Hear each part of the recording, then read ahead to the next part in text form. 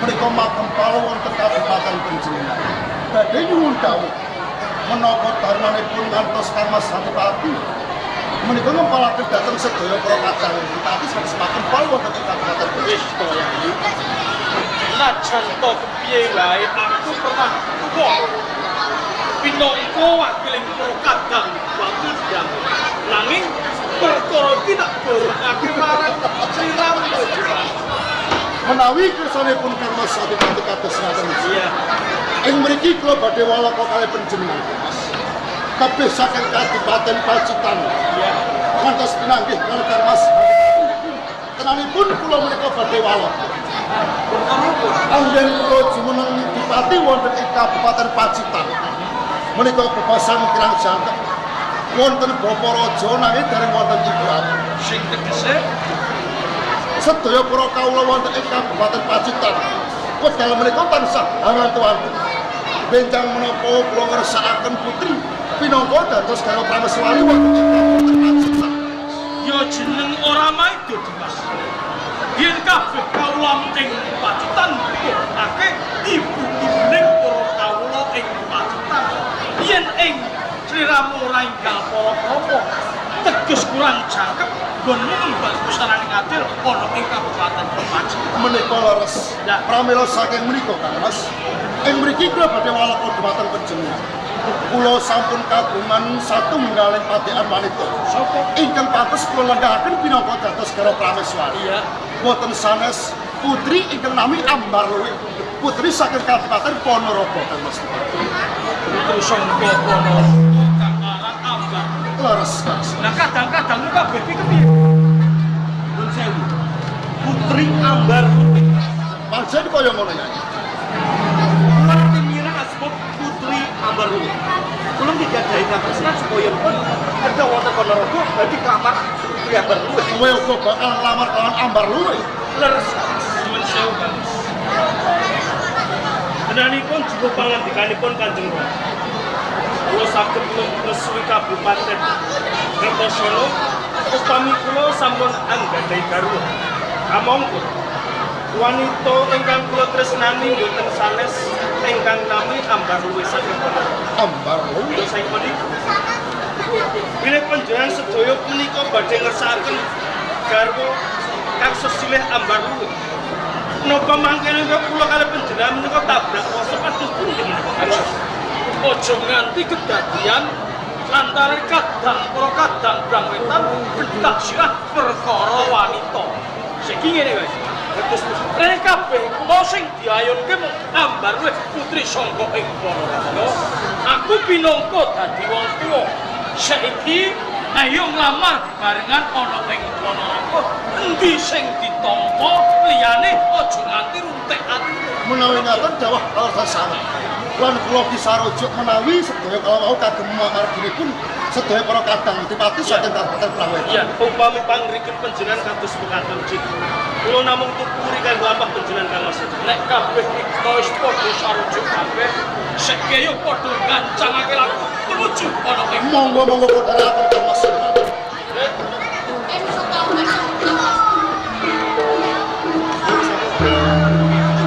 Ora itamtono gawe kali budalen para prajurit ing Kabupaten Prawetan.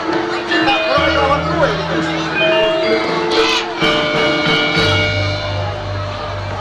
Saben prajurit Prawetan. Saka Makaryo. Hestu Sanjoto lumaksana magito gitu ati. Tanju!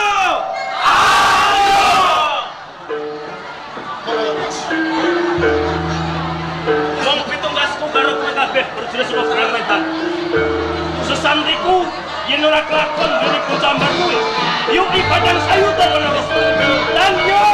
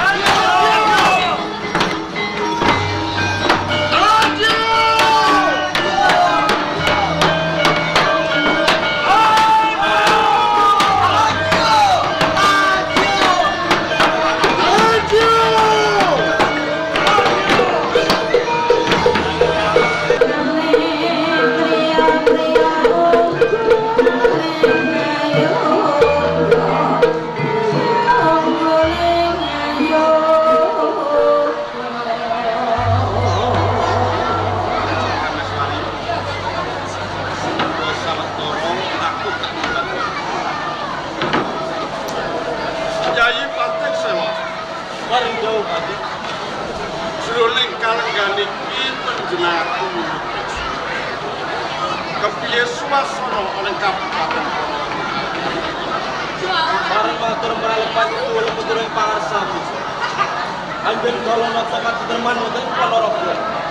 Sapunika tansah eki sopre. Wonten kawula panjenengan ingkang colong junduk. Kawit layo kepojo. Sebetulnya karang pradesan. Inggah wonten ing Ponorogo. Sapunika sampun hayam wonten umpang-umpang kok sinawi. yo kaya ngono kuwi mau pakaryan sing kok sekarang karben tinulah marang kabeh nayaka tantomo jroning kalenggan iki ora nderek invasi kula sampun kakurangaken Ini sudah digawe. ya Prameswar Rene putrimu ambar luwih jangan ngono kok banget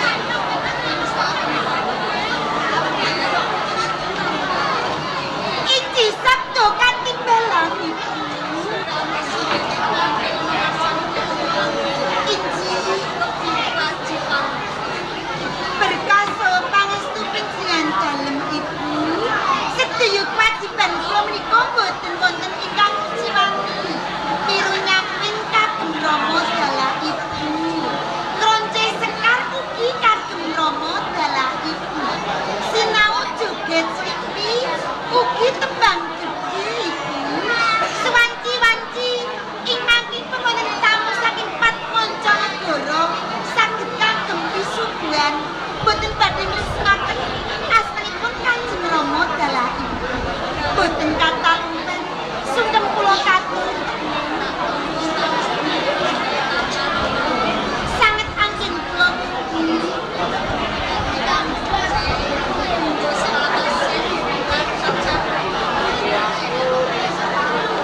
kasih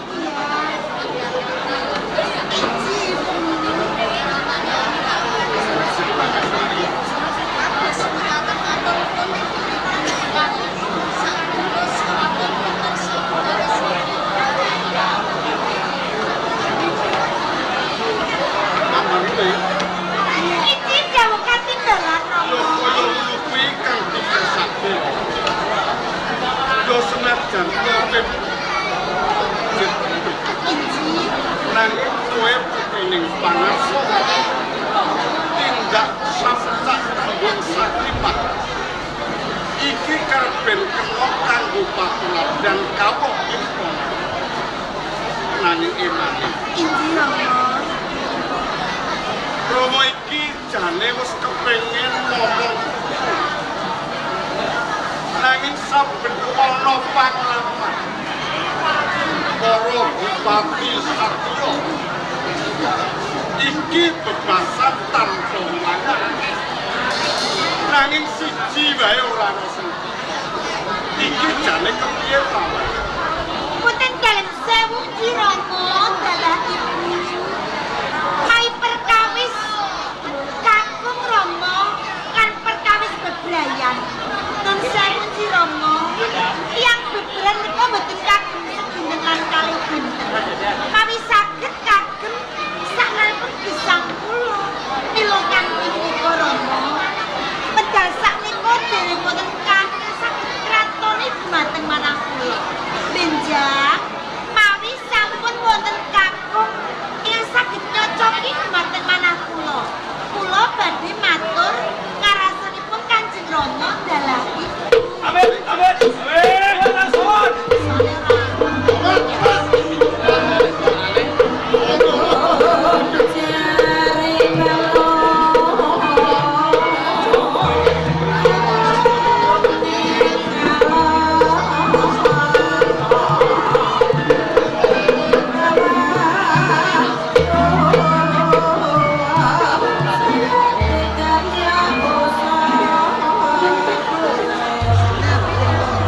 Nuwun sewu pisanak sedaya kemawon boten sebat tunggal.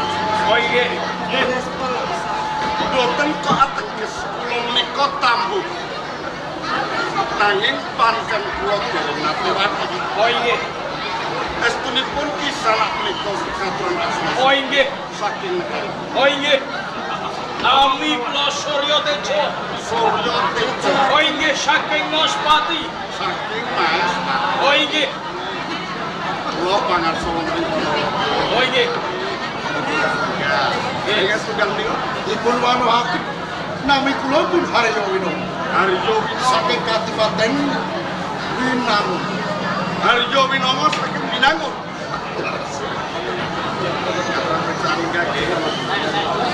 Ingkang kalih menika kados Dring Sartino. Terus Kathah nami kula Raden Panuntun. Kertosana negari saking Kabupaten Kertosono. leres Inggih tunggal niku. Kula menika Raden Genta. Putranipun pangarsa wonten Kabupaten Banyuwangi. Saking Banyuwangi. Leres. Dipun wanuhaken kula panembakaken ingkang mangasani wonten ing Kabupaten Panjenengan. Lajeng kersanipun kisah kaloyoro menika ing Pendopo. Oh inggih. Langka menawi Oh inggih. Wonten wigatos pinanggih kalian sesembahan wonten ing Ponorogo. Nanjaken menapa kapara leres wonten ing Ponorogo. Oh inggih. Wonten salah satunggaling putri ingkang sesih Ambarluwe. Oh inggih. boten sisih pangandikanipun kisah. Panjen leres wonten putri ingkang nami Ambar. Oh inggih. Malah kapara niki lho. Niki lho. Matur nuwun sanget. Kanjeng Setiwan. Tebih saking negari kula Maspati badhe nglamari ingkang putra ingkang sesilih Ambarluwe. Badhe lamar Oh inggih. ingkang setunggal menika semanten ugi kula. Tenanipun ngantos kula nikah wonten ing Kadipaten Ponorogo. Kula ugi badhe nglamar putri dalem ingkang nami Ambarluwe. Menawi wonten keparingipun wekdal menika badhe kula sengkaaken minangka dados garwa prameswari kula Kanjeng Rama. Badhe nglamar to. Leres dasaripun kepareng menika Semanten ugi kula kan. Lebih saking Kertosana ngantos tingkah wonten pendaki aku Ponorogo. Tuhunipun kula nunggal karep kalian sedaya kakang Adipati niki. Jalaran kula saged kawisuda pinangka dados pengayoman wonten ing Kertosana. Upami kula sampun anggadhahi kula putri ingkang patut kula lenggahken pinangka dados garwa parameswari boten sanes inggih menika putri panjenengan Ambar. ugi nglamar Pak. Matur nuwun. Ingkang setunggal menika Semanten ugi kula Kanjeng. Kula dumugi wonten Kabupaten Ponorogo. Menika badhe ngamar putri panjenengan. ugi badhe nglamar. Leres. Anak kula wedok niki mung siji kan. Lah kok dilamar satya papat rasane. Nuwun sewu, Oh inggih. Ambarluwe niku teka yo bobo. Nggih. Sesuk ingkang nglampahi ning nglampahi menika Ambarluwe kersanipun ingkang dipilih sinten saking. Oh inggih. Ambarluwe. Ambarluwe. Inji saged katidalan. Sang sedaya iki arep nglamar Kang Sinta. Coba Wasrana. Rama, rening penglamaripun menika sekawan cacahipun. Mila kanthi menika kula namung kepengin naliki langkung rumiyin lho. Oh inggih. Oh inggih. Cintamu iku. Nggih, aja nganti ninggalke Praksila. Rama, kersanipun mireng napa beto mik mawon lho. Maksudnya kok kados mikul terus. Oh inggih. Oh iki. Oh inggih. Anek ana mik yo kena kabeh rada sofa. Bareng Ci Rama. Iya. Bareng Ci Bu. Bareng Ci Paman. Belas dulu ya. Ayo lek pun jempleng nganti ngene kok isih. Oh inggih. Nun sewu pun tepungaken. Oh inggih. Aduh Rama. Astanipun keruwen. Astanipun kamar astanipun.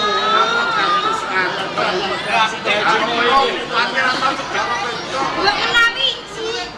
Sinten asmanipun? Oh iya. Oh inggih. Sinten? Ditepungake Surya Tejo Oh, Mahaspati Negari Kanjeng Dipati Surya Tejo. Ampun weh Kula kepengin naliti panjenengan sakderipun kula tampi penglamar panjenengan. Monggo kula aturi lumaksana langkung. lumaksana mah kita Santrio Monggo. Atur lumas.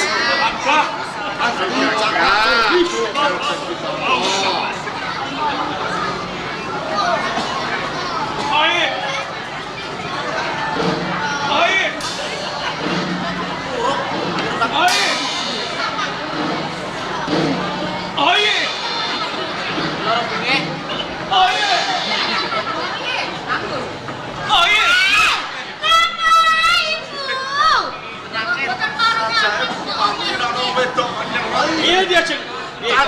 Nun sewu, Candra rada mengarep sone raku. Oh iya. Nun sewu nggih Rama Ibu. Iya Piyayinipun nggih bagus. Cakrak tur wibawa. Nek nuwun sewu astanipun. Oh iya. Aduh Ibu. Drijine sak gedang kluthuk.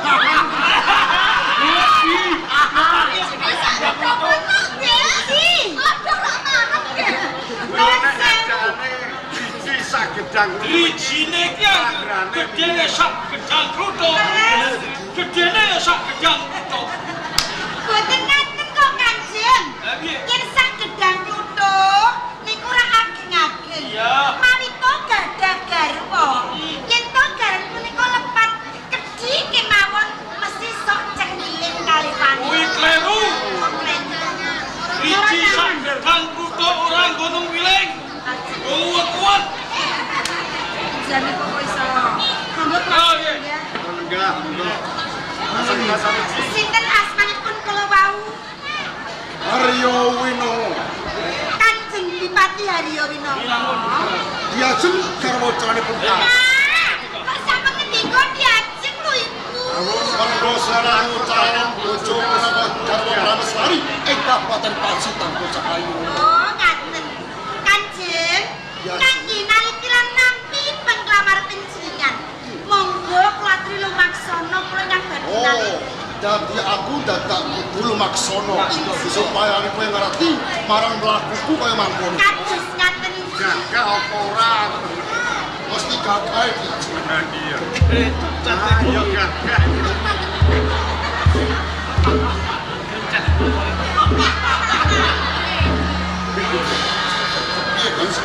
Katon gagah, sakra tur wibowo, lumaksana mesti katon gagah. Sandrane pinara. Boten napa-napa piyayine nggih bagus. Bagus. Nggih piteksa. Piteksa. Kita lha lumaksana ingkang nganu kok wonten ngeten. Iki napa? Malah kaya pitik kelor. Niki candranipun, Mak. Candrane yo piye, Pak? Lah lampahipun mekakang mesti gegeden gembolan. Oh, menawa jan kumpulan iki pancen gedhe. Ngerti pirsa kok mlaku lumaksana. Nan sewu astanipun. Aduh Rama. Iya, Mbak. Asta ngaten nika sok seneng olahraga driji. Olahraga driji. Ciptanipun sok seneng mleneti HP. Sok selingkuh kalih HP mergo Bener. Ngono pinangka sampeyan. Sampai Apa ditampa dia sih? mangkir min kula aturi lenggah langkung ruku. Nah, iki sastra. Nun sewu asmanipun boten mireng. Boten mireng. Sinten? Iya, Pak. Mimpi kula diambung. Oh, lawur cokro asmane kampung.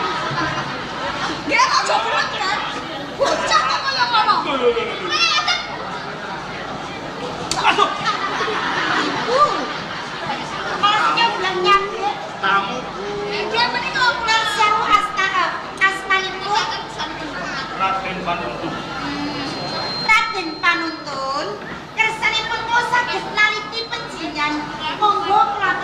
Lumaksono lan. Datang Lumaksono bareng. Lumaksono Yai. Katonke gagahmu katonke.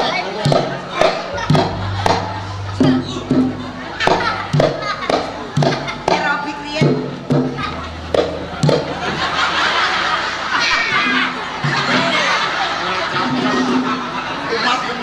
Umat. Gila tuh. Alam-alam Yai. Umat. Menawa pilih tentang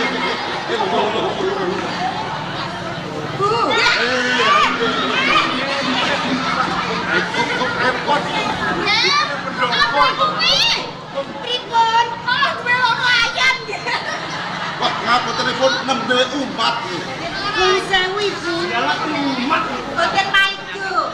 Piyayine bagus. Matur nuwun. Pitekso. Cakrang Triwibowo. Iya bener. Lah kok lampahe kados sayang. Lah kami nggak jajan kali kula nang pasarengan. Kami gledek ing tengahipun margi. Tak cilok. Matur nuwun dipun tampi. Durung ditampa ya. Nun sewu. Sinten asmanipun kula aturi jenengan. Iki. bagus gagah kita saya. Kula menika Raden Kentang. Aduh Bu. Asmanipun halus kaya bludru bisa. Ya pancen bagus. Panjang bagus. Raden, Pripun? kangge naliki anggen kula nampi penglamar panjenengan. Monggo Klatri lumaksa. Ah, sing hati-hati Ji, sing hati-hati. Kula badhe lumaksana sami panjenengan jumeneng wonten sisih panjenengan. Oh, Raden. Arep ben ngerti. Iki Den, Ibu. Kula menika paling sampurna ketimbang kakang-kakang kula. Katonke bagus ki Yai. Katonke bagus. Ya sampun maksana. Kula menika paling gagah. Ayo bener. Bagus. Diajeng ambar kuit.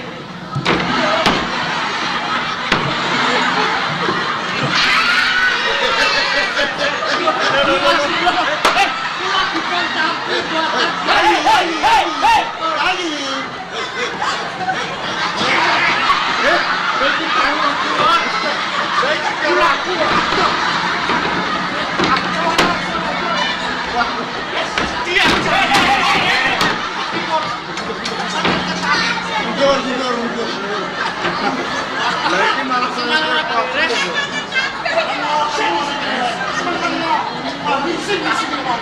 Maksono lho, kok maksono apa? Biasa.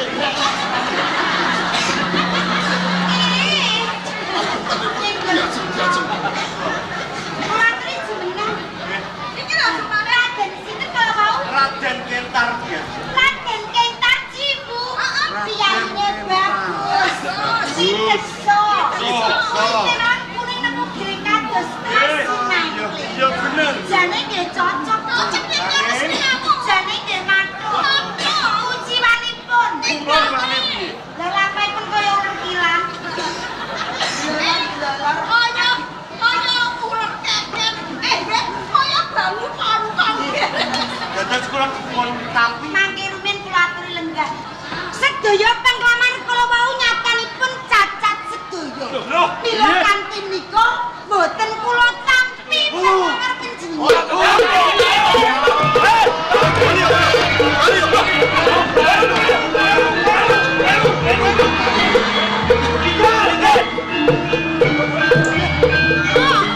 Salamun kembali. Salamun kembali. Ya, arep ngopo, Bre? Ya,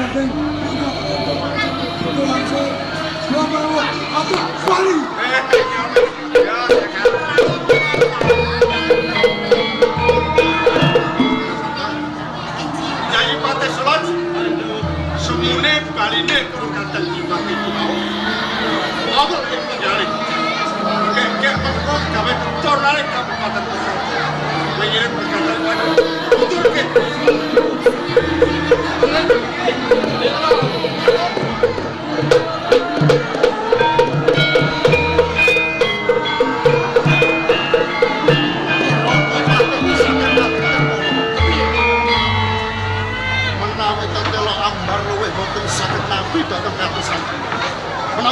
saipun Kadipaten Ponorogo sampun nekataken dumateng. Kena kowe rusak ora Ponorogo. Waton isih ana patih Seloaji. Ora atas malam menata.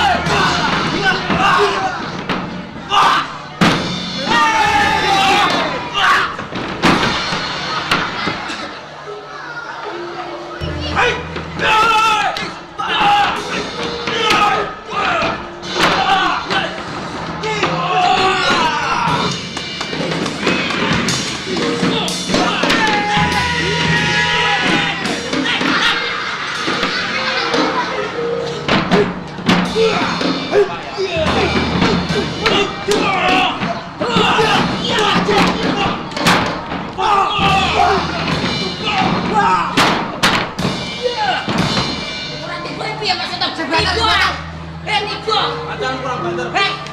Nah, jambi. Mancan kurang banter. Kurang bener. Panjang saya. Kau gurih lagi. Gurih. Panjang saya gurih lagi gurih. Brut. Nah, ayo. Iya.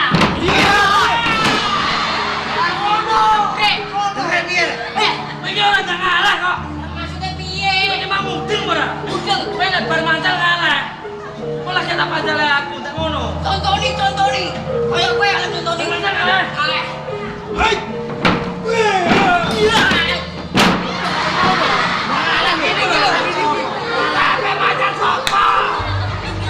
Mancal rusak apa kok mari kok. Kape mancal. Lah kok dipancal are.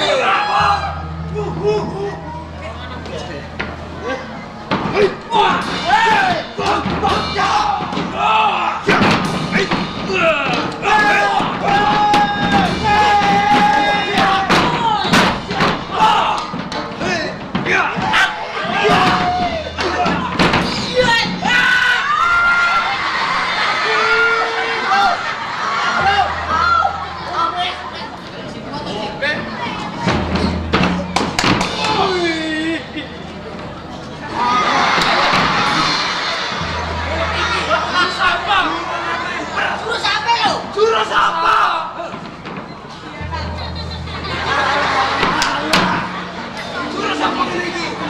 Jurus apa? Hello Kitty. Jurus dikenal. Dikenal saya tua.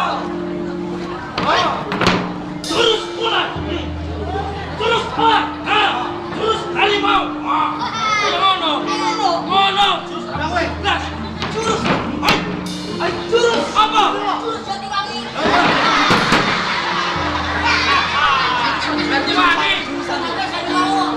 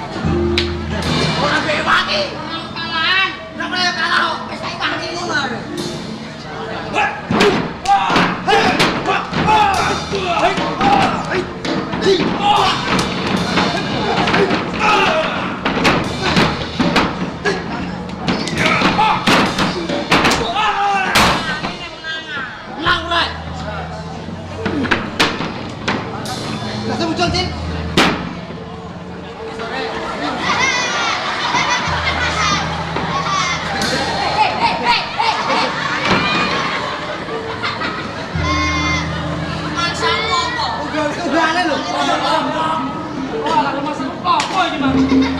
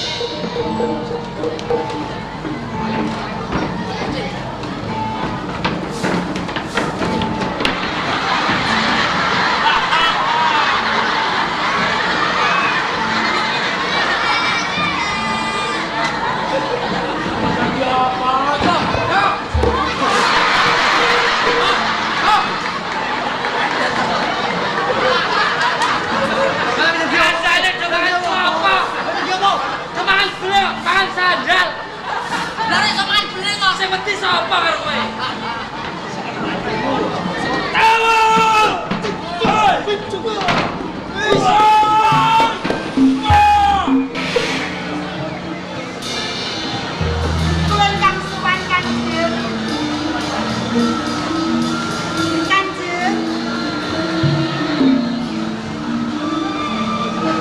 Kula ingkang sowan Kanjeng.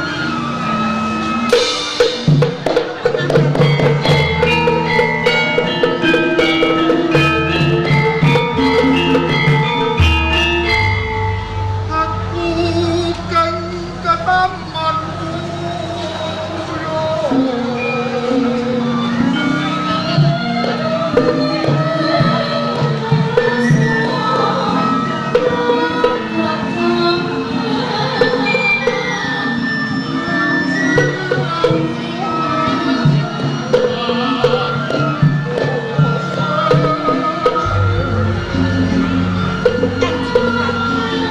Sang upaya bisa berkembang, namun tresnani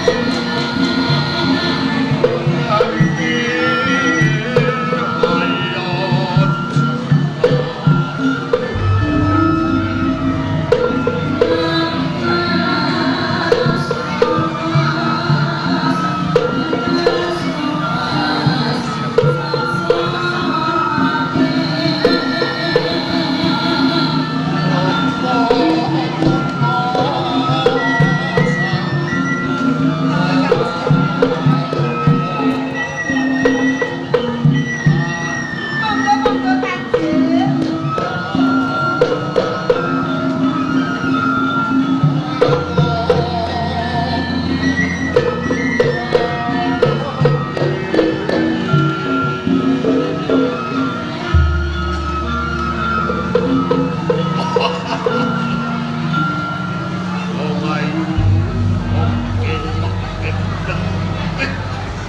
Kandang waru pangambar bisa buka hatiku. Mulo mencang apa tuti awakku. Kue film kue barengan simpan tujuan padamu. Gusti Adipati, monggo Pratur Mas Padhaken sinten sedatos punika. Go!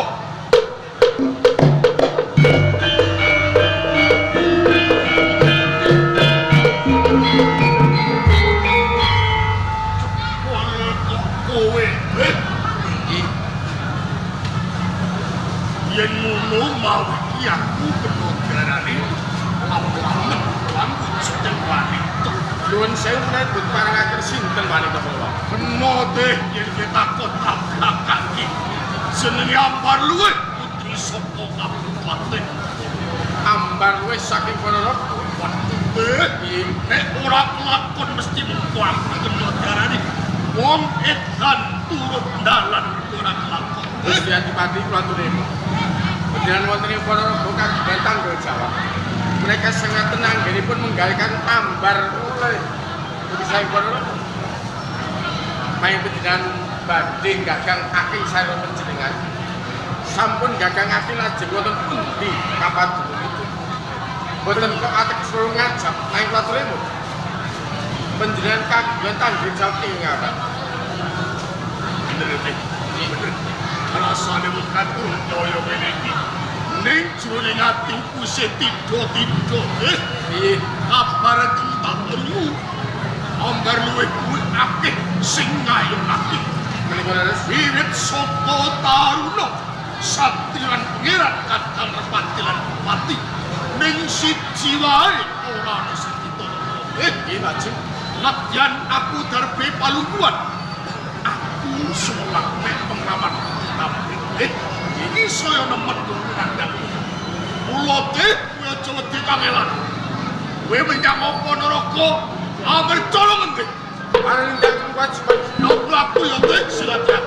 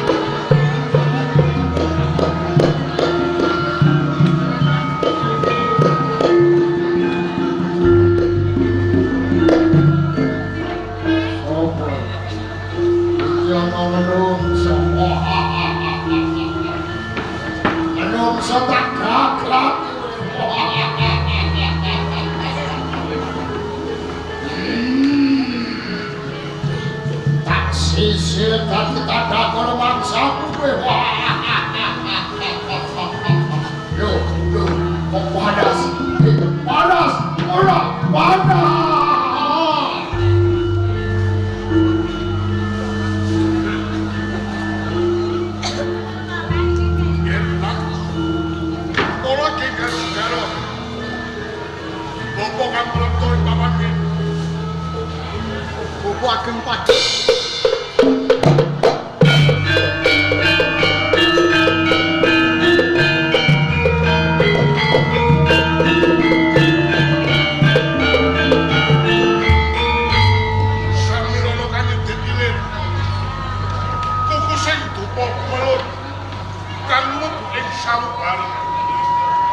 Lono kang bondo arep tibaing padha kowe lagi Tominto kanugrahe jagat apa darunan oke para jempi prayangan panas pati wilu kang padha gegirisi nyatane gerake iku papanis satemah madhep mantep neng rane cukup pun bapak pengen yen ono budalane ati enggal dokok sagatute nalar santo tenuk mbok menawa aku someru Bobo Ageng Padhe. Lami anggen kula mandheswa wonten ngersa panjenengan wonten ing Padepokan Melarak. Pancen wonten perkawis ingkang gugur jroning batos kula.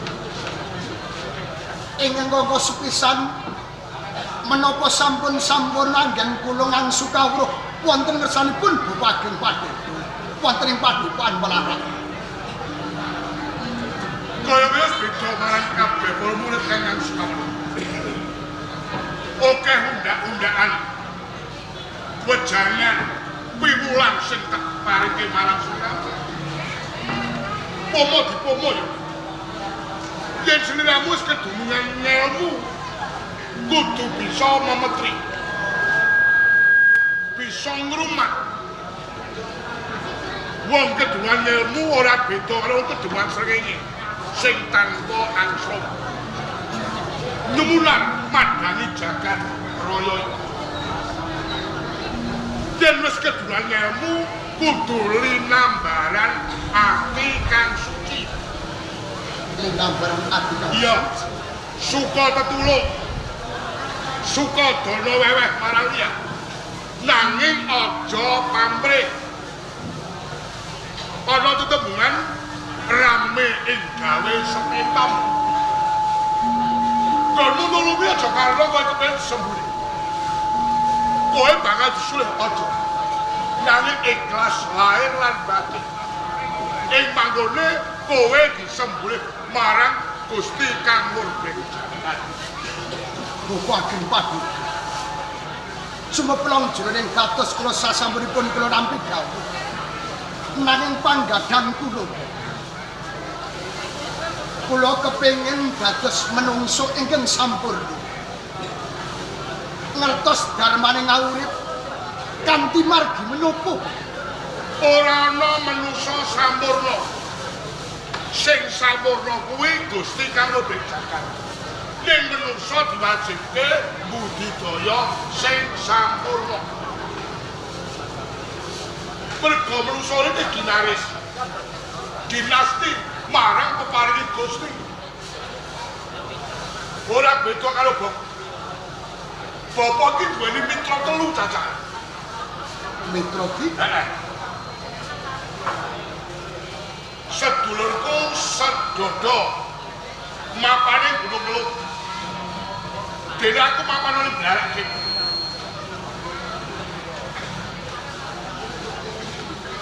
ki buyut Pandoro ki mau terus kang sawiji dadi pangarsane negara ana ing Kabupaten Ponorogo kang aran Panembahan Agung pangarsa ing Kabupaten Ponorogo.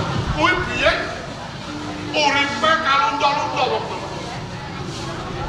Bebasan mangan saajang wong tuwa. Ngombe sacegokan uga wong tuwa. Nek kabeh manungsa iki andar beni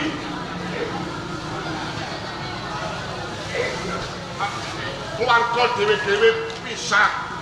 Mergo buta urip nyukupi keluargane. Lah ya to. Tumarane kekadaan ora bisa dipisah. Bebasan ringendang kula kinepur-pur.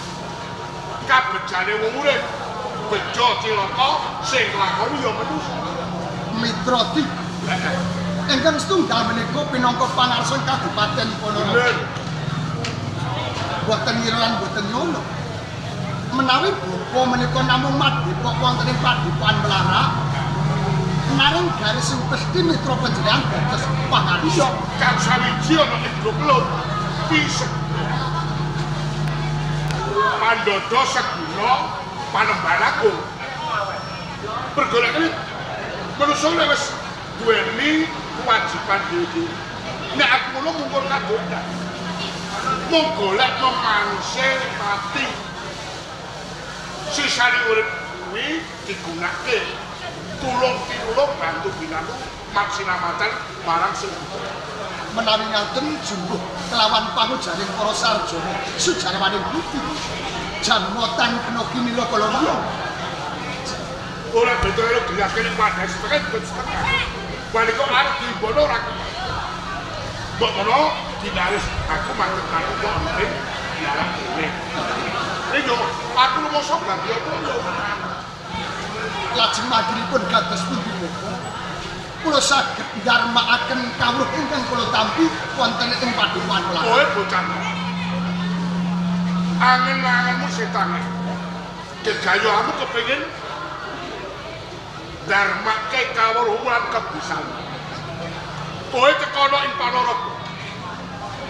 Kowe ketemu karo Sang Adipati Panembahan Agung. Kowe bloko yen anak muridmu saka ing darak kene. Muridé kuwi Sampun terang lan terwaca anggen kula nampi dami. Lajeng prayoginipun dinten menapa kula jumakan ing Kadipaten Ponorogo. talenono dadi kanca ning atimu. Aja nyumantono.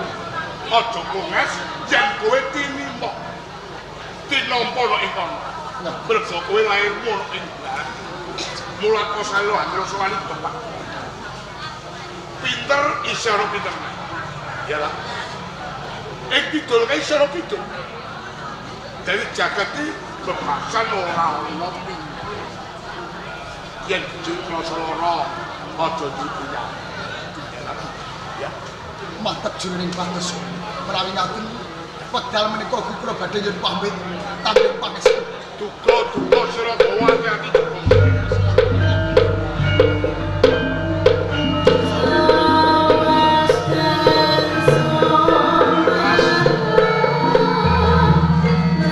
Yen kowe tinampa sarta percaya Panembahan Agung ana ing Ponorogo yen ora aku bakal kencang marang laku bakal buka marang akhirnya si Adipati Panembahan Agung aku sing kuwi wae Apa kan? Ibibiti kegraten. Ya wes aku mau walet karo sampean.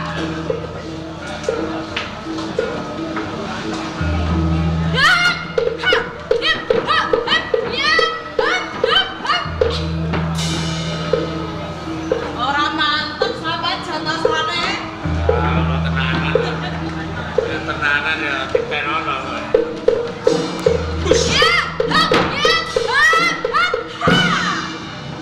Mantep toh. Iya mantep. Ya. Ya.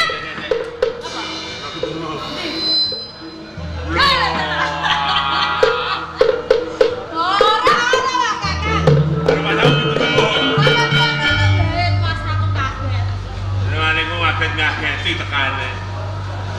Anembe itu orang jurus. Iki dereng rampung mau ngene glajen. Mula kuwi durung rampung aku teko nang kene. Nggih. Iki mergo aku arep penting lan Jokowi. Lah kali kula mboten to. Kowe nyamburi masak sih. Masak. Terus masak kok cuma wis. Mau menawa iki wigati. Ya ya Kang. Wigati mligi kanggo wong lanang. Kowe nyemburi kono. Ya ya, sampun melu-melu nek iki karo bapak. Wes aja omong ae. Ora. Wis rasa nesu. Ora nesu. Dene kopi ya. Wah. Joko bulantakane ngomong ki wonten apa? Iki mono alam semono sifatkan deling para warok ing Ponorogo. Jenenge kolor singa kobra. Kolor singa kobra. Iki tak wenehke kowe. Kowe enggak teko ring Kadipaten Ponorogo. Atur kowe ana ngesere Kanjeng Dipati Prambanan. Ya kolor iki ya edaning kamulyanmu bisa ning jagate kebrayaan. Menawi kula sampun semanten Ponorogo, nek kula walaka muridé Bapak Seguna teng Gunung Kelut, mesti ditampa spita kula kaya lantaran ngaturaken kolor singa kobra. Bener. Sipun ing ngaten gilak wanci ambu medal. Ya. Kula badhe tumuju wonten ing Kabupaten Ponorogo ning sampun diwenehi ngerti adi tuntun. Aja kuat. Diwenehi ngerti melu kula. Aku Nggih bareng kula Ya. pamit berkah. Hati-hati. Nggih.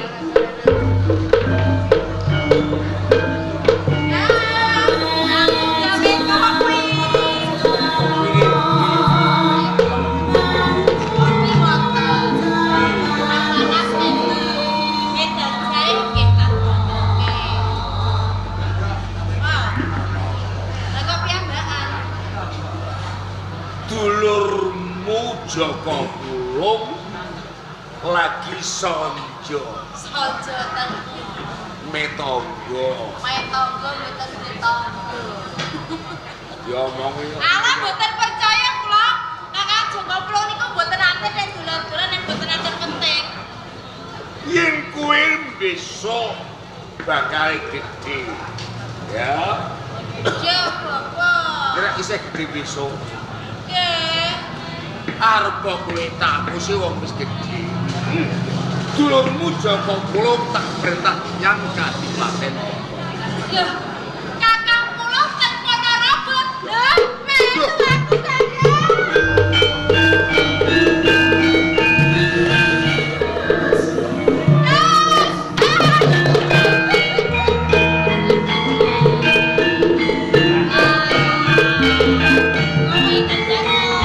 Kowe tak jadi cekel iki lho.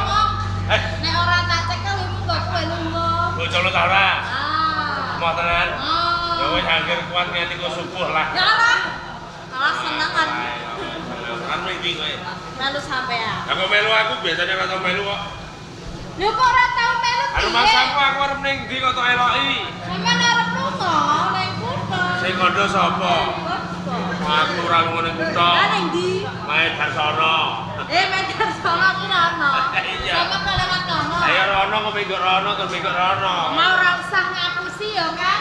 Aku ki wis gedhe, terne bapa mau ya kandha sampe ki jarene arep ning Ponorogo. Oh, dadi Bapak Segune aku ora ning Ponorogo. Iya. Wah, ya repot. Iya. Melu. Pancen aku arep ning kutha Ponorogo. Melu. Aku ngetero kolor singa kobra. Melu. Iso melu ae kok iso.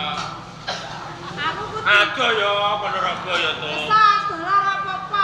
Ponorogo kuwi ibarat munggah gunung mudhun jurang, lagi ngliwati desa, lagi mlebu ning kutha. Apa-apa.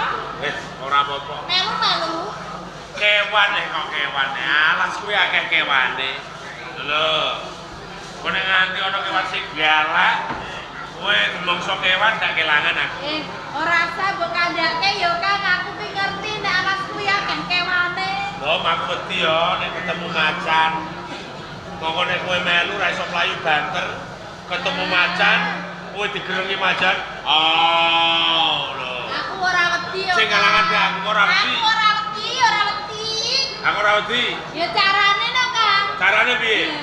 Ketemu macan, sadurunge macane gereng, tak gerenge luwih dhisik. Oh. Kalah dhisik kalah. Paitam kalah dhisik kalah. Iya mo. Sadurunge macan gereng mbok gerengi sik. Gereng sik. Macane mlayu. Layu wedi. Kuwi nek macan. Lah nek ula. Bos. Kowe disembur brus. Pipi nek amblok. Ndak weli kowe. Iya, kelangan pipi. Lah iya. Halah ora wedi. Aku ora wedi. Sadurunge kulane nyembur, tak sebur luwih dhisik mak brus. Wih, Kalah dhisik kalah. ulane mlayu. Layu. Mergo sembur sik. Iya, cah iki kok pinter. Kuwi nek macan ula. Saiki nek ana kewan cilik sing bebayani. Apa? Jenenge tawon. Lho, tawon iki kulinane entuk wis entuk cenut. Lho, abuh awakmu kowe 3 dina ora waras. Ngene Macan, kula aku ora wedi apa meneh mung tawon. Tawon ki bebayane lho. Ora wedi. Ngentup gawane kentop. Senajan tawon apa ora wedi. Caramu piye ngarani? Gampang kan? Sadurunge tawone ngentup, tak entup luwih dhisik cendhu. Wah. Piye? Sadurunge tawon entup entup sik. Iya. Apa kowe duwe entup? Wong ora entup. Ayo. Piye? Iya, aku ora duwe entup. Lah iya. Gampang kan? Apa piye? Aku nyilih entupmu. Ora butuh. Wah. Wah. Ono tawon. Tawon kuwi nek entup tupe keri. Nek entupku mbok silah. Mbok entup kawon nek keri aku ora entup. Tak dudono kan? Ah ngawur ae. Boleh. Boleh. Melu. Ya. Ya kira itu. Kowe entuk melu. Ayo. Nek aja saiki. Bapak. Iki wis suruh ngaso sik turu. Nah, ning kene. Turu. Iya. Kowe turu wong loro bareng, ya. Kowe nek wis turu, tak tinggal. Ora. Aku mau turu. Ora. Aku buat tinggal, Ora. Bapak. Wis ora tak tinggal. Pokoke turu bareng wong loro, gagating reno ninggalno papan kene bebarengan tengah menara. Turu. Ya turu. Ya turu. Turu. Iya, turu.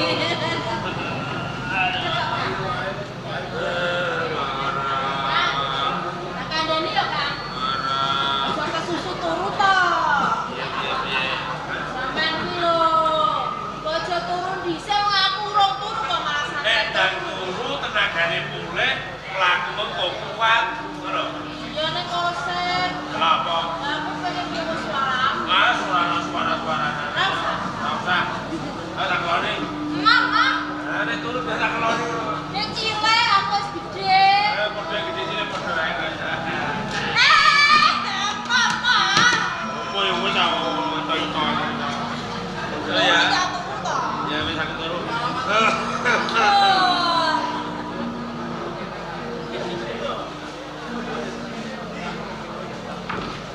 Nek gampang.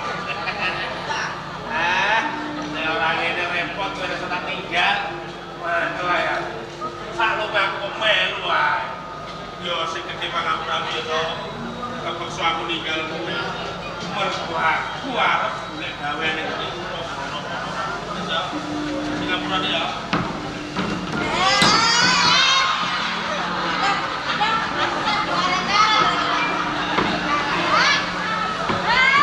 Satu ya. Apa nek mbok tinggal to? Cancang barang kok. Aku ki wis gede ora usah diapusi. Nek aku turu mesti aku mbok tinggal. Kamu ki ora arep ninggal ya. Arep tinggi. Heeh. Apa? Apa? Alah, tenan ora iso wis lho. Nah, isor wae tak kudu bang semut lho. Ya ya, turu. Mama. Wis ah, kowe nek ora gelem turu, ya to. Kowe iki ceritane wong gawat. Ana gendruwo susah. Ora wedi. Masalah aku wedi. Ana blelek.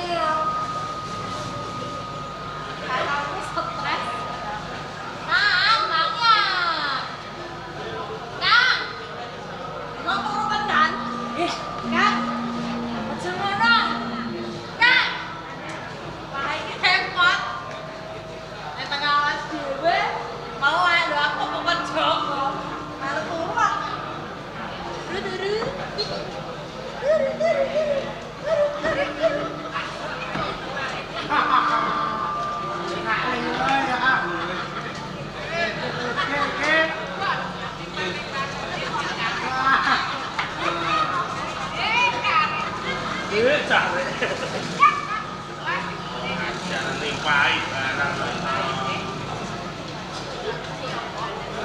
Tinggal minusnya orang untuk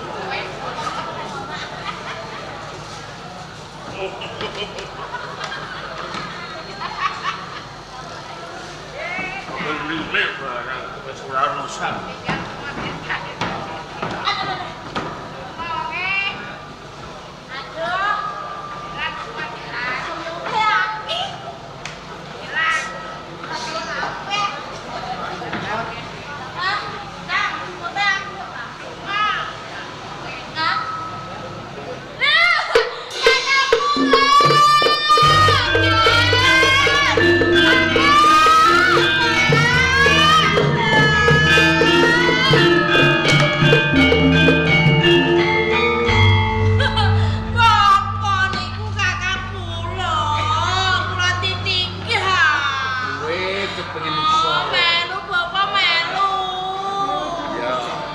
aku sakno kringetipun yen kowe butuh susul nyang kutha Ponorogo. Nggih. Kowe uga bakal tak sangoni. Endi sangone Bapak? Ora sanggup dhewe kuwi ora.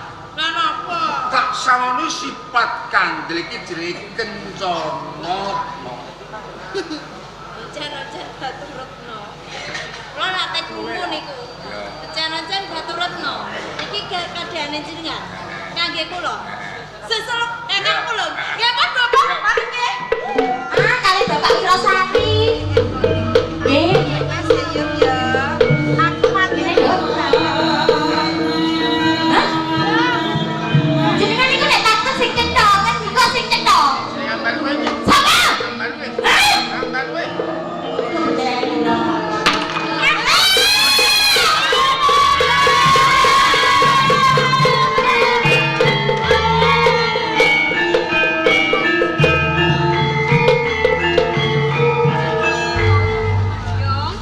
Nggih, Doro. Kowe kira adine piyang? Adine buta iki. Nggih. Lah kok gembar-gembor, bengak-bengok. Adine kok yo sing halus. Ono apa? Nyadurku kowe makaten, Doro. Keparing matur. Monggo kakang Pate. Tidak lain. Jare kepiye? Gua anak wong Wirosari. Anake ndek teko. Orang lagi sapa caci? Niki anake kula, Doro, sing alit. Karo nyambut gawe. Nggih, derek nyambut damel dalu niki wong kula tilar pure kok. Ora apa-apa yo. Nggih. Besok nggo sing Nah, nggih. Perkara anakku kuwi gampang. Nggih, Doro. Nek sing baku kowe padha paten brengok kita. ana apa? Keparing matur, Doro. Kalau wau sedaya abdi nembe sapi jagon kalian Doro Putri Ahmad Luwe. Dumadakan wonten kawunan ingkang betul Taman Sari. Boten ngertos sampean para bilahi Doro Putri Anes diwedani kawunan, Doro. Nggih. Sedaya abdi Doro Putri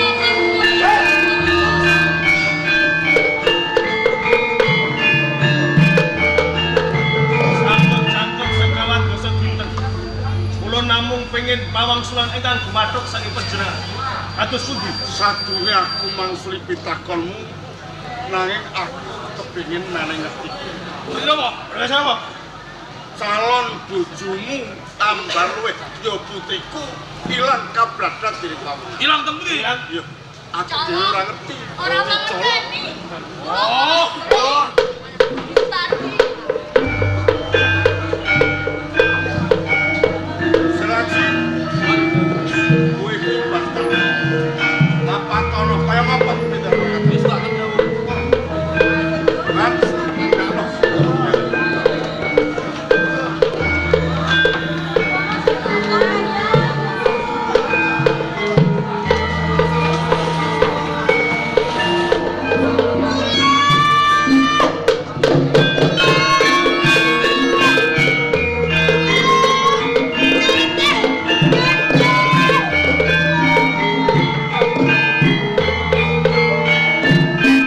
Ana pawungan jaluk tulung.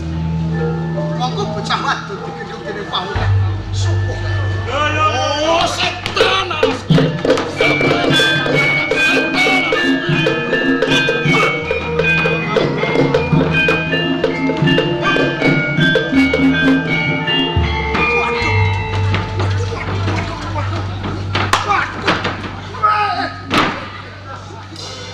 Lho Pak Rumin, lho lepat Lho lepat kula napa kok diantem? Alan bojoku ndi?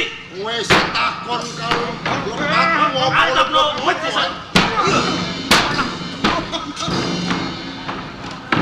kurang ajar. Seorang aku. Kok kula dijur niki salah kula napa to? Dan aku. Kowe wis wani tumindak maling. Nyolon calon bojoku. Lho kok isih takon dosa kaluputanmu? Kowe kuwi tumindak maling. Sugih kendel bondo wani nyalon kelawan calon bojo. Nyalong napa Ayo nyalon. Semono iki apa? Oh, tegesan kowe malah. Pak Rumin dokter. Aku ora kowe. Ayo piye? Kula niku mboten permangsani nyolong kok diantemi blas. Kula niku selak kowe. Wis salah. Kowe aku. Wis salah. Kula mboten ngerti ora tak pateni Bapak kene. Waduh. Ayo, buka ke lain. Turun. Sikat.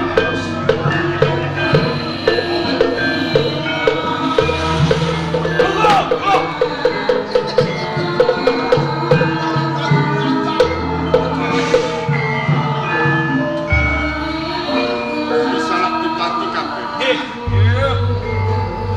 Balimu ning pendopo kuwi nggawa bandane bocah kae. Ha iki Terus apa sengkal? maling. Dadi kanoman kae sing dadak putri. Leres. Hari larang. Gus, Kula Kanjeng. sadurunge aku matrap pipitulanku. Satra sapa kang dadane? Kula Joko Penatas Kanjeng. Joko Penatas. Nggih, Nek ngono kowe kang bradat putri Ambar Luwih. boten Kanjeng. Oh. Salah. Kosek-kosek aja ngadili dhewe. Kula niki nek lakon iki terus ajur kula. Ajur salah. Tidak.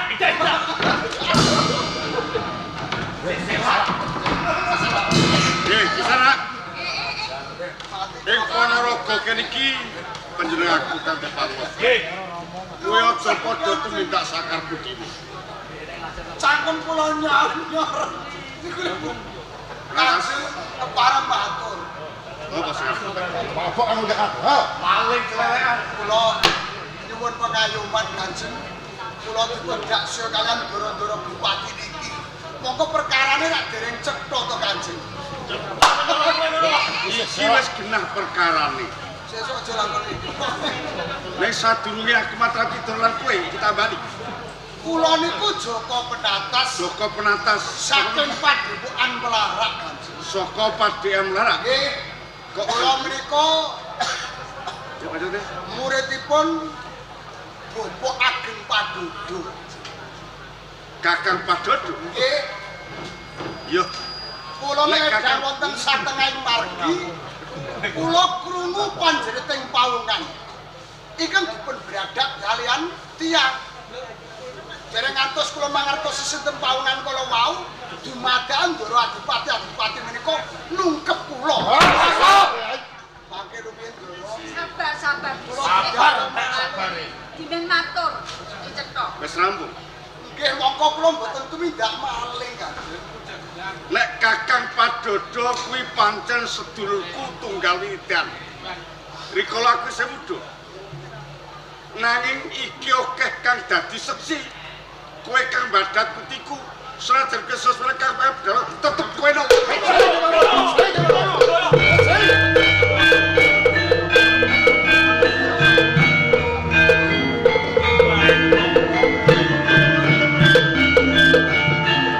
Selamat Aku tekan nih. Bel aja to sangat bidono iki aku krungu. Kula pun ajur kok. Dijongkok. Kakang Padodo.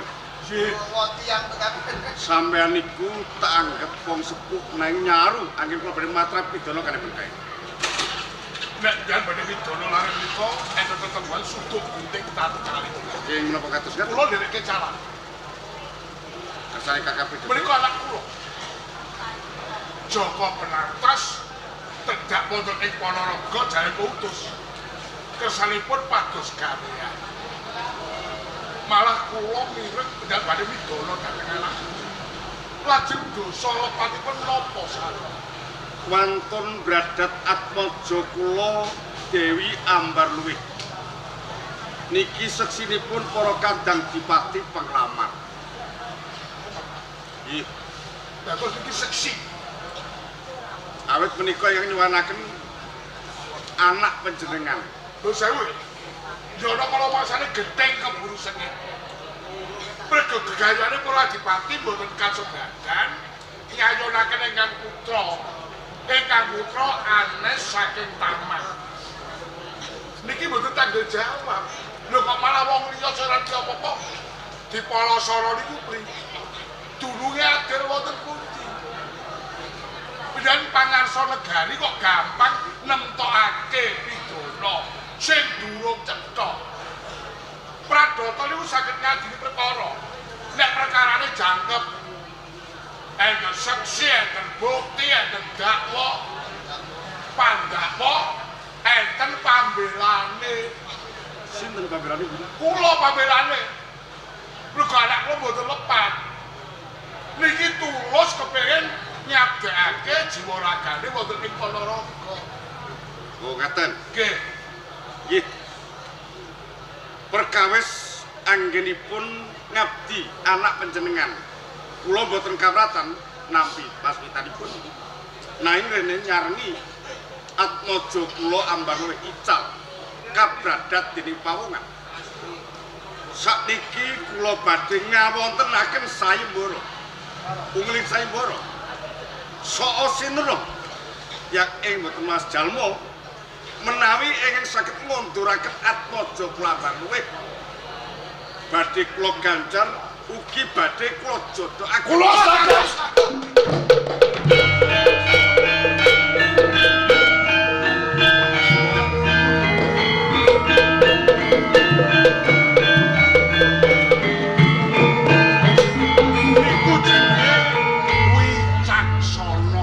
adil para manto aja nggunakake sapenawana dupeh duweni kuwasa banjur kumawasa. Lah iki to. Senajan kok kula niki kalih bilal iki derajate bener. Kula tiyang ngacepet ning sami-sami ngombe banyu sak gelas sak cegokan piyai itu debutan mboten. Nggih, kula tak sikil mboten. Derep dan dibecol pangarsane negara. Kedasaken madhangaken swasana. Nggih, kados kan. Ning Sewu. sewu nggih. Estunipun sampun sawetawis kula pisah lan Kakang Padodo langkung prayogi sampun ngantos pinten kondur wonten ing wismanipun kula kepengin mirunggan. Matur suwun kawigatosane anggen migatosaken dhateng kula.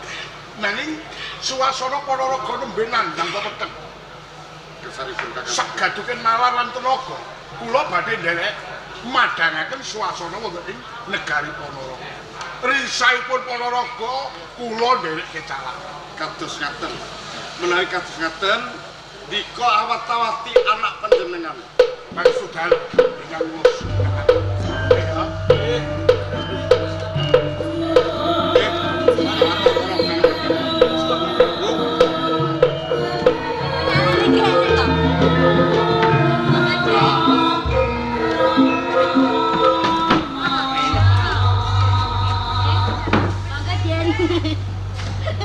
Mek dhewe aku. Ya wis. Wis arepe ben milih. Tak banteng sisan ning malah. Kowe angger ngoten iki. Angger milih kono. Tak banteng. Monggo bicara. Sinten nggih? Biasane yo bareng sak trek kok takok lho. Dene asine ya wis ngerti. Wis ngerti. Simbak-simbake sapa? Sebetulnya dulu lumbe aku kini bodoh sandan itu. Iki sapa to? Lali, Sapa to? Lali iki. Sapa? Lali. aku kira Joko Penatas to, Lek. Joko Penatas. Pangling to. Pangling to. Denane ku rambuté urung di rebandil. Iki malah kriting. Malah kriting. Kriting kok rebonding to? Ha iya sesuk takon rebandil. Rebonding. Rebandil nang sugih ya. Lah nek wong melarat, Rebandil. Iya. wong padha-padha siswa ning Padipokan Melara. Nyang Sukawruh ana ngersaning Bapak Ageng Padodo. Lali to. Murid akeh kok.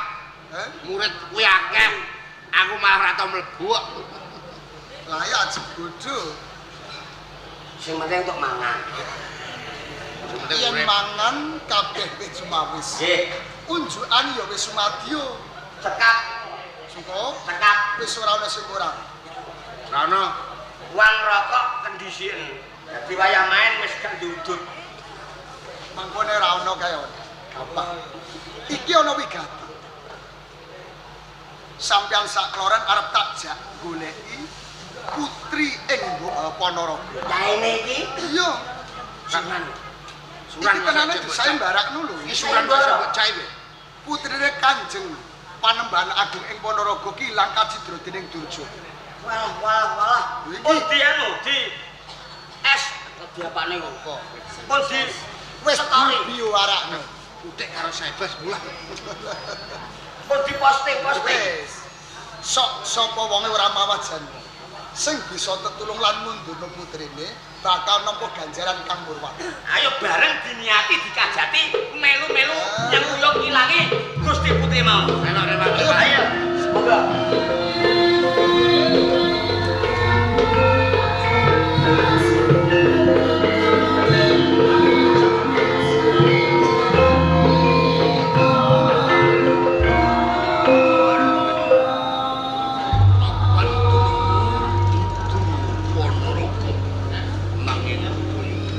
Kula ngertos Kanjeng. Wong tuamu ra krungu. Lo aja gawe rekasanmu becik kowe manut kepenak. Kanjeng, kula sakup yen mengko pinangka dados garwa. Ning kula anggadhahi panuwun. Kuwi tak uja kowe njaluk apa? Waton aja njalukku lintang lan rembulan. Boten Kanjeng.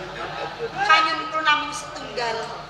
Kula nyuwun penyanwayuh kalih wanita ingkang asma Mangli putra warangka penyandalem Kanjeng. Ayo. Aneh. Ki menapa aneh? Aja meneh kok diwayuh. Sing lanang diliki wong wae lara atine kok malah njaluk diwayuh. Ki kepiye? Mawi kula boten kok Kanjeng. Enake opo nek diwayuh? Enakipun ngantrengke gawean. Ya opo? Nggih, gawean samumbarangipun. Angkat junjuk. Boten. Wong anake patikku. Leres. Sing tok pilih kuwi. Inji. Janji.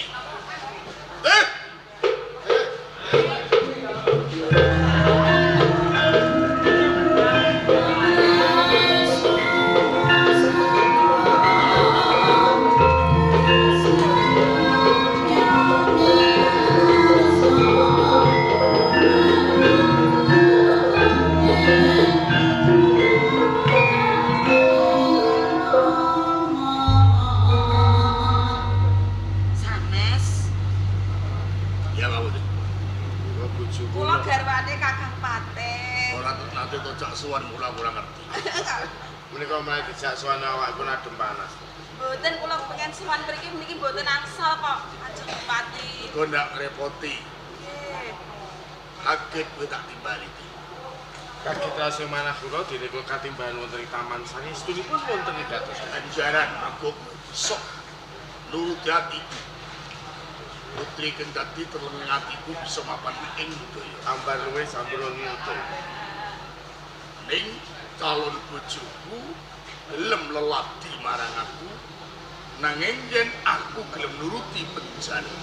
Limrah tunggalipun wanita dipun pundhut garwa dening priya nyuwun bebono menika limrah. Mas Pijes, Arto, Litya. Kudu wis duwe titian cilik. Kowe ngarep aku kondo kuwi bakal nempo ganjaran. Ki njaluk diwayuh kelawan putramu. Diwayuh? Nek kula aku kaget opo iki putrane jebule kok. Diwayuh kalih sinten niku wau? Anakmu. Kalih putra kula. Pripun Kakang? Gusti Adipati. Nggih.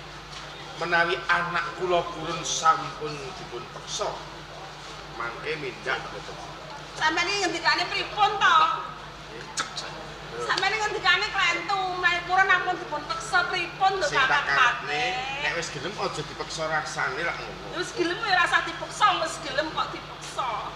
Wis lak lidah. Nget nggih ngendikane kados ngendika. Ki cara dhewe bersilat lidah yo jenenge sih. Yo teh mapan kabeh iki penjaluke bojoku, aku kudu bisa nyelametke ya calon baru bojoku. Nah sing dianak iki kuwi. Lo aku njaluk pepuntot anakmu kira-kira umure berang tahun? Nembe 17 tahun. Tulas. Lah tahun ini renyak. Rawan anget-anget kan. Heh? Rawan anget-anget. Apa mau panjang kowe iki? Boten. Rano anget mbok panggal tuh. Saiki aku njaluk tekaning anakmu. Pisan malih, menawi mboten kersa sampun dipun peksa. Ora, Dik, ora.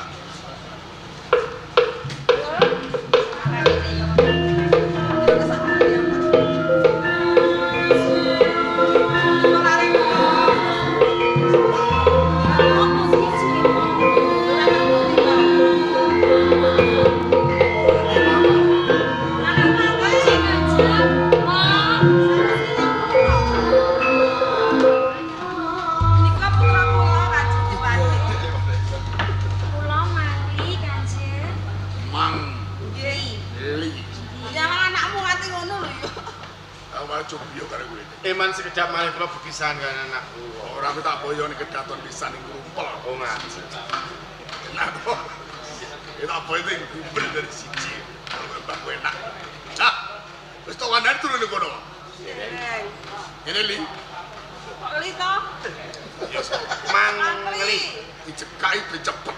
Mang ngoten. Mang li. Kuwi kok bojo malah kuwi. Anjuran ngoten kok. Nek kowe coro dikandani bapakmu, kowe tak jar wae. Mikirke napa iki Kanjeng? Kowe bakal tak sengkaake dadi garwaku, dadi marune Gusti. Diwayu karo Wayu. Kowe iki penjaluking bojoku.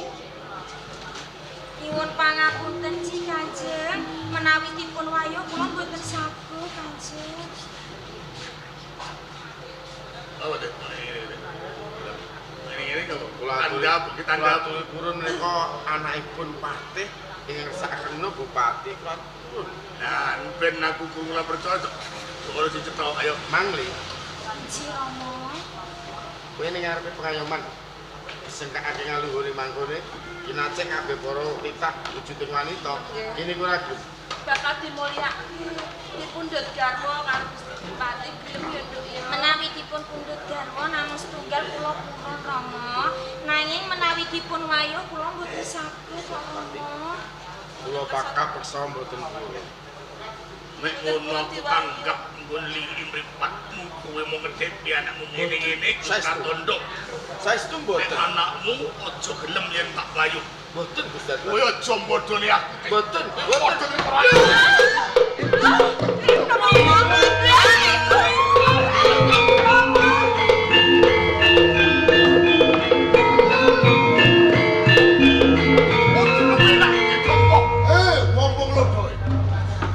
Ambar luwe ora tok olongake. Kelah kata yuki batang sayuto. Boten wajib. Loh, kowe sopo kae? Ambar luwe ora tok olongake lakon tak jeng-jeng wadamu. Metu ojo. Ojo maju siji-siji. Cara kowe iki wong tak gelak wis maju bareng. Tak juwe-juwe wandamu papan kene.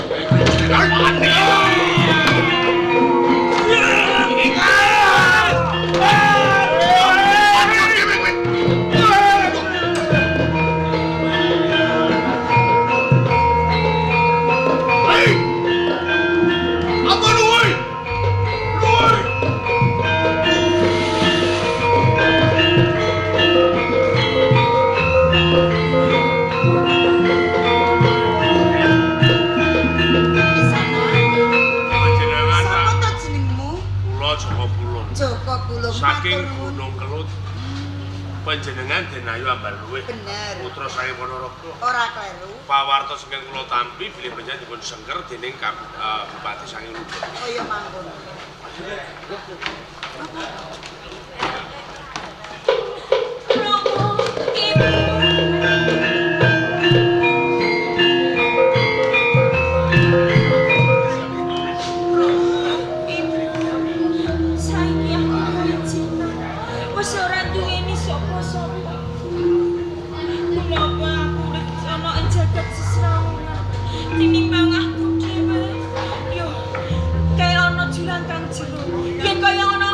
Bakal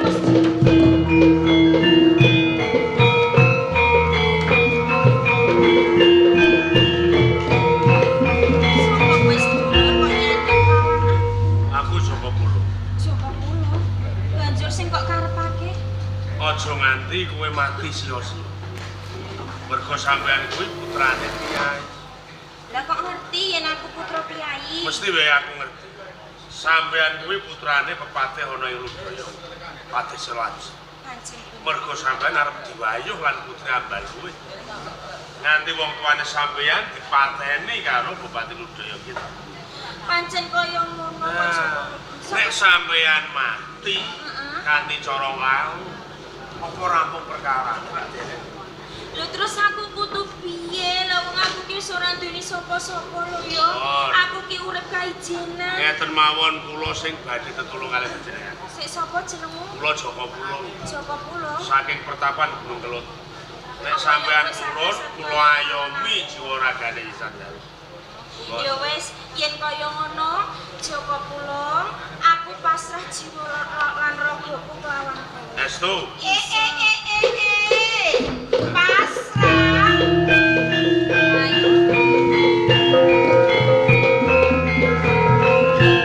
Ayo mesake. Yen kono pasrah karo pinjeraku piye, Cok? Lah panjenengan mangke kula kundurke wonten ing Ponorogo. Apa ora nyawang Panembah. lirik ing netraku to yen kaya mangkono? Nyawang pripun semune nggih prasaja mawon kok. Cedhane ya Joko, Nggih. aku go tresno kelawan kowe. Tresno. Waduh, matane wong. Lah kok malah sampeyan. Lah niki Den Ayu Mangli nggih pasrah jiwa raga. Sampeyan nggih tresno kalih kula terus pripun anggen kula lapak. Terus piye? Monggo panjenengan diwayuh boten purun lho. Nggih ta? Meneh aku. Lah wong aku wae diwayuh ya ora gelem Lah Joko nggih. Pulo. Lah niki kita repot. Aku malah ora njalukku diwayuh karon kowe. Kuwi aku sing duweni penjaluk. Ning sak nggo nampik. Lah niki pripun ape? Ditugel.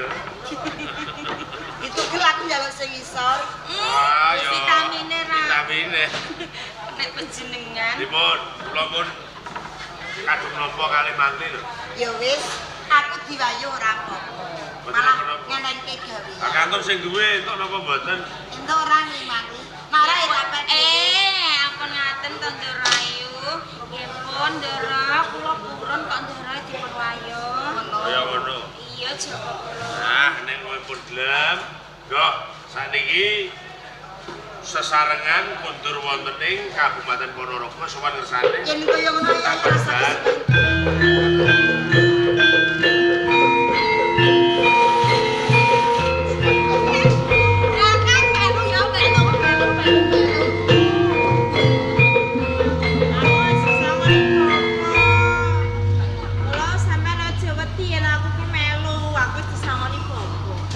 Aku ki sapa lah kok undang kakang? Alah kakangku ngono kok. Sapa?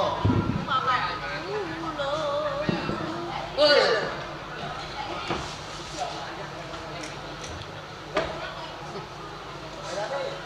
Kowe mandan, kowe Leh, rumangsamu. rumah kamu. Sing rugi ki dudu kowe ning aku. Alah rugi apa padumu seneng arek rugi. Ora kosok balik. Lho ora kosok balen piye? Kowe mepet aku rakete ora umum, anget ya. Lah, lah rumangsaku kuwi iki sedulurku mula aku mepet. Layak to layak. Rugi prawanku. Aja ngono to. Lah kowe iki cedak karo aku mbok undang kakang. Dulu mangsamu aku sapa? Lah rumangsaku sedulurku kok. Ora tenan to, candak-candak rawut. Anggep pawongan mbok cedhaki mbok rangkul, kok anggep kakangmu. Meh padha. Sapa jenengmu? Runtung. Sapa? Endang. Endang sapa? Runtung. Truntung. Sapa? Aku Joko Penatis. Joko. Kok nganti ke tekan kene goleki sedulurmu? Tenane iki sedulurmu menyang endi? Padahal iki arep ning Ponorogo. Ponorogo. Lah duwe karep apa to? Oleh gawean. Yen koyo ngono ya padha lan aku. Nganti aku mapan ning Kadipaten Ponorogo iki aku yo golek gawean. Yo golek gawean. Gawean bisa tak cekel aku bisa mergawe. Waton aku bisa balikke putri ing Ponorogo semilang. Ya lah ya bubarengan ning Ponorogo ya. Nggih. Bareng. Ngancani kowe. Ora sagu aku. Kono lunga dhewe ngopo kok dadak bareng aku? Wong ana kancane lho. Aku saguh ngancani kowe. Kaporo Apa? Ora butuh aku. Kuwi apa? Lah kuwi grenjeng kok empel-empel. Iki pusaka kok. Pusaka. Mau ya wes. Lho, malah kok tak tinggal wis kok. Iki alas gawat kaliwat-liwat. Ngono nek njaluk kuwi njaluk apa kuwi ora duwe apa-apa padha wong desane. Umpama aku njaluk duit kowe ya ora duwe. Sandangan sing apik padha karo aku, kumel wong desa. Mung siji penjaluk. Kowe gelem dadi bojoku. Lho, sanggup ora? Rasaku tau. Malah bukune iki. Bojo. Aku ya gelem. Sagu tenan? Aku sak. Ayo bareng golek dulur. Ayo. Aku nek ketemu karo Sen.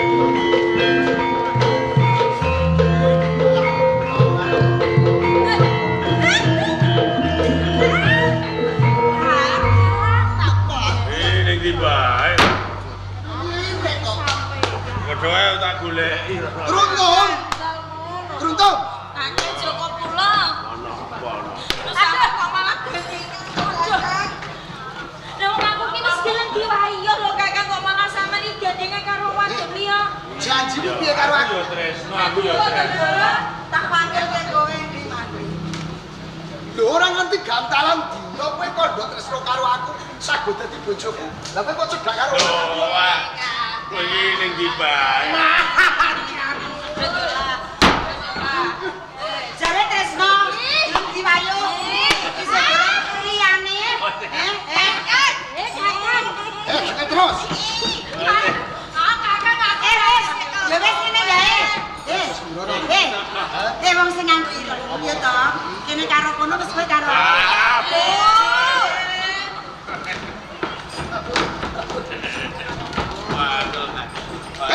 Aku lanang kok. Kowe mau. Aja sembrono. Yo loro apik ya. Calon bojoku kok tak tekek tenan piye kowe? Hah? Siap. Sabar. Ana perkara dirembuk. Rembuk-rembuk piye? Sing terus. Atiku wis kadung panas. Cedak karo Kowe seneng karo bocah wadon kae? aku seneng kuwi katresnanku. Nek kowe seneng karo bocah wadon kae, kowe kudu ngajeni aku. Piye? Eh? Aku ngajeni Lho kowe. iya ono sopan karo aku. Ajeni 75. Mangsamu. Lah kok sing cedak gandeng. Kudune nek tak kepel sirahmu kowe kok ngajeni. Kowe mengko kewirangan. Nek wis ngerti sapa jatine kae. Iki katresnanku calon bojoku. Iya. Golek dulure tak rewangi. Nah, golek dulure to? Iya. Tenane dulure aku. Eh, Joko Pulung kae dulure dan Kruntuk. kowe? Kowe dulure. Piye? Arep mau kepel mau. Ana buat tetep Tak di sana. calon bojoku kok. Aku tekek kok. Untung. Dadi tenang. Iki sedulurmu. Iya, tak goleki. Kowe nek dadi karo adikku IP-ku. Waduh, Pe. Wani. Pangapurane, Pe. Jono Abang. Aku tresno tenang karo Ya wis. Tresnanono kaya tresnane syaratine badak. Sampai ki sapa? Aku kuwi Joko Pulung. Pulung. Murid saka Gunung Kelut. Lah iki Mangkli putrane Pepaten Udoyong. Mangkli. Iki Denayu Ambar luwih saka ing Kabupaten Ponorogo. Lah Lah apa kan? Yo iki kan iki piye? kusumaning ayu. Ambar luwe. Iya. Iki disalimbarakno. Dicolok wong Udoyong. Aku sing iso nulungi. Mongko sing ngupusain mboro ki aku. Ganjarane. Ganjarane daob. Kau, lah kowe duwe adikmu ngono. Lah aku piye? Wong sing iso nulungi aku. Nah, Denayu, Sebabku selamat, Mangkli. kan? Niku adik kula Endang Tuntrung. Dulur sampeyan ya, Nggih, Kakak. calon tipe Endang Tuntrung. Iki Joko Penatas, calon tipeku. Wes ngene wae. Ayo api-apian aten sowan ana ing Kabupaten Ponorogo. Ayo lah kan. Mergo ora ketang piye diranti karo Kuwi luwih wong becik. tuane. Ayo.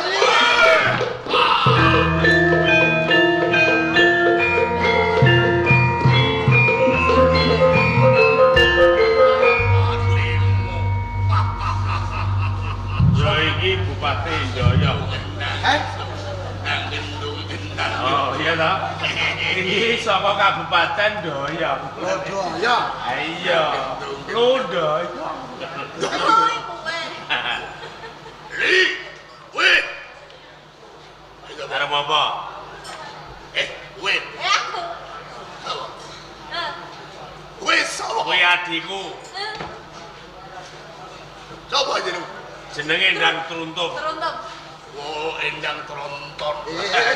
Bupati Doyong yang ini. Doyong. Tronton. Kowe apa, Pak? Aku Joko Pulung. Ngomong. Lho piye? Supaka. Apa? Aku Joko Penatas. Natas dulu. Lah nek ngono kuwi sing nyelamet iki calon bojo. Bener. Aku sing dusta saka ing Taman Udaya. Kowe solong. Aku sing nyolong. Kowe Maune kowe nyolong dadi tak nyolong. so nyolong. Aku ora nyolong. Sing perintah sampean. Wis aku ora nuru, siji wae wis. Wis ora iso iki wekku padha ae. Kuwi repatiku. Mbok pateni. Oh, nek ngono kowe kabeh arep dadi pepalang. Doyon. Kowe ngemanu uripmu. Gandeng ndongan ndang. Oh, iya ta. Wis mulai bintu.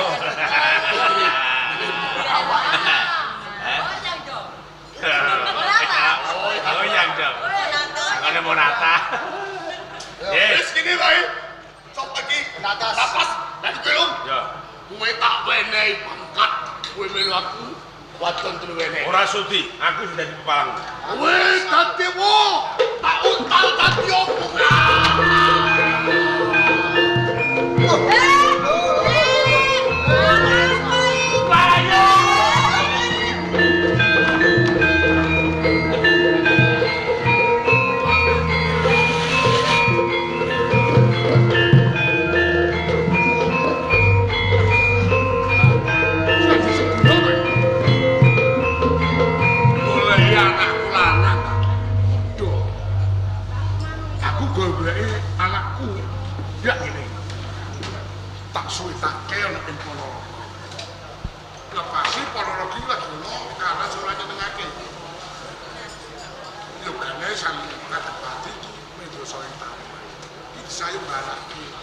Marang sapa-sapa yen jalu bisa ngutune bakal dijodohke.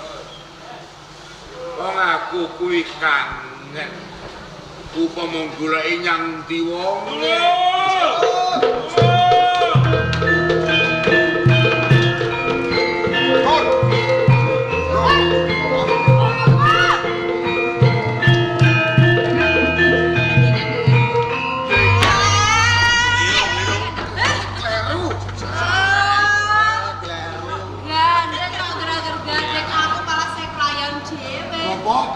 Ya ngono.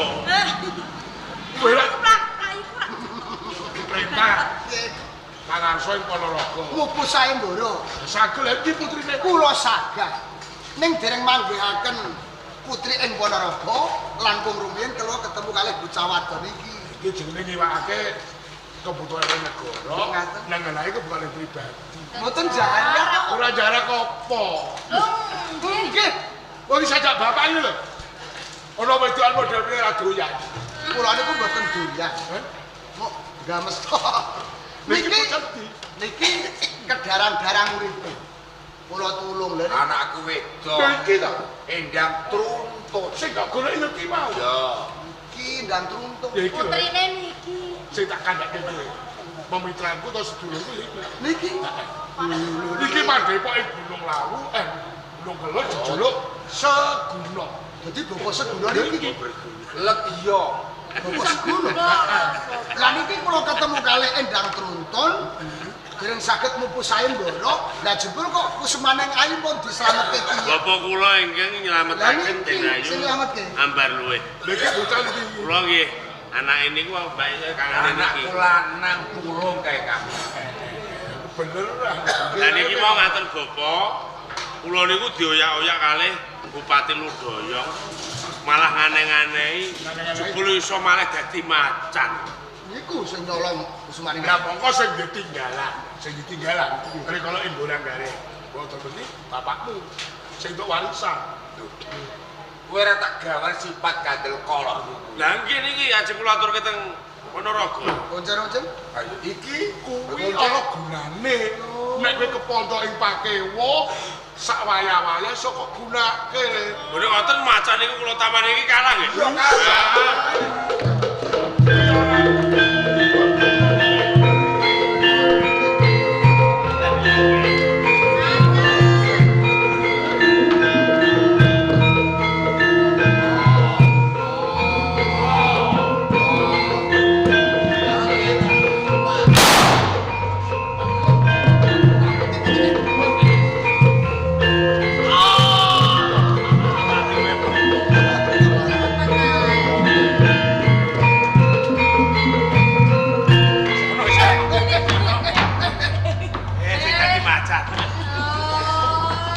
Jane kucing apa macan? Macan lho kok. Macan. Macan iku senajan. Nek ora jelmo, dedek piateke gedhe. Wah, lha niku mboten ngadeg. Bareng kaya kucing. Kancen padodo. apa? Kelampahan putri dalem kuwi lujeng. Jane tenane sapa ta sing nyolong? Kula Kanjeng. Sing nyolong. Sing nyolong. Kula niku sing nyelamet. Nyolong Bupati Udaya. Oh, Bupati Lha iki putri ndi we? Niki pepatih saking Udaya. Tiyang sepuhipun sampun dipun pejahi karo. Anake pateh Udaya. Nggih. Sampun Lha dipun iki lak pejahi. bocah yatim sepatu. Yatim piatu to kan. Nggih, bocah. Yatim piatu. Sing nang bapak kalau simbok. Yatim piatu. Lha iki kok dirumati sapa? Niki. Kakang Joko Pulo Bayu. Diwayi tok Bapak. Jane ana sing nganggur kok, Nduk. Enten. Ana. Sinten? Iki Bapak Seguna. Ah, mboten nek sing Ora ya legio. Mungkin madhe. Padodo. Niki kula jumbuhaken unine sayembara. Sinten kemawon yang saged munduraken atmaja kula badhe badhe kula jodhoaken. Rene ingkang saged munduraken kaliman menika nggih kula jodho. Kejawi saking menika kula diutus Bapak Seguna supados ngaturaken sifat kandel kolor singa kobra lan oncen-oncen batur. Monggo mugi dipun reksa wonten ing Kabupaten Ponorogo. Kolor iki saiki wis tak tok.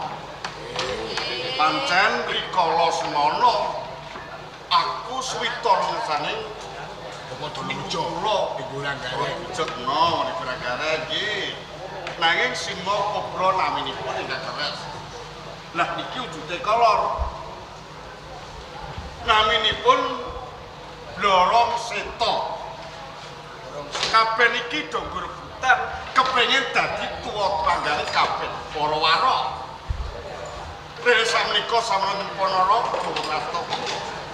Mugi-mugi saged amberkahi Kabupaten Ponorogo lumebel ketoprak seswa budaya supaya saged lancar ing saklaminipun. Sumul ing ngantariksa. Kalis ing sami. Kalis ing sami. Amberkahi.